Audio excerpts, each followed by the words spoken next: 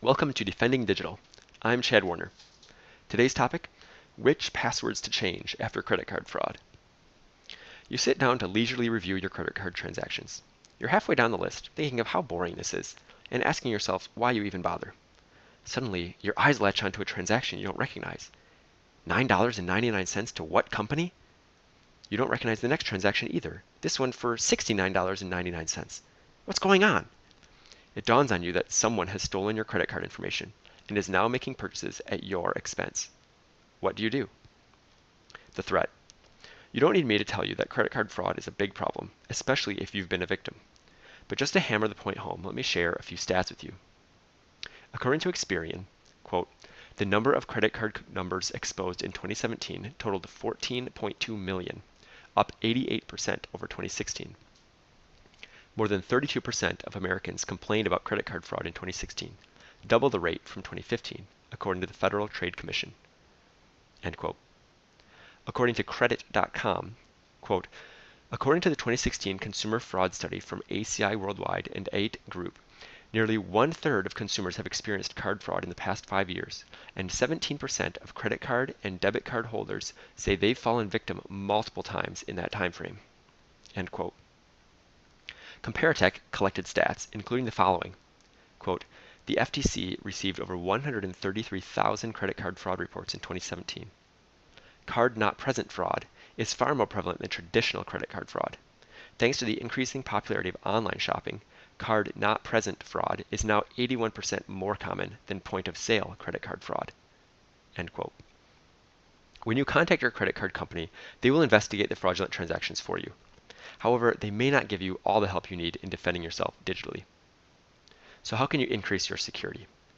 I don't mean for this episode to cover everything you should do if you're the victim of fraudulent charges. I'll provide broader resources in the post that goes along with this episode. This episode is really about the digital aspects of recovering from and protecting against credit card fraud. First, change the password of your account with the credit card company. This could be a bank, a credit card union, whatever financial institution you have your credit card through. Also, change your security questions, PINs, and any other details that a person could use to gain access to your account. Then see if your account offers any additional forms of security that you can activate, such as two-factor authentication. Second, change the password of any accounts with the merchant, the seller, who sold the items. For example, if the fraudulent purchase was from Amazon, change the password of your Amazon account. Also, change your security questions and any other details that a person could use to gain access to that account. Then see if your account offers any additional forms of security that you could activate, such as two-factor authentication. Your credit card company should contact the merchant about the fraudulent transactions, but feel free to contact the merchant yourself as well. Third, think hard about whether you have any accounts that may have been used to steal your credit card info. Maybe an employee of the company that you bought from stole your info, or maybe someone outside that company breached the company's servers to get your data. If there are any accounts you suspect, change those passwords, security questions, any other details that a person could use to gain access to that account. It also wouldn't hurt to contact the suspected companies about your concerns. Fourth, log into any accounts that you think may have been used to place the orders. Look through the order history. This could be labeled orders, transactions, billing, or something else. See if there are any orders that you didn't place. If there are, report them and repeat the steps above for any of the affected accounts. Don't wait until your monthly credit card statement arrives to review your transactions. Use Mint.com or one of the alternatives to regularly review all your financial transactions. I review mine weekly. The sooner you catch fraudulent transactions, the better.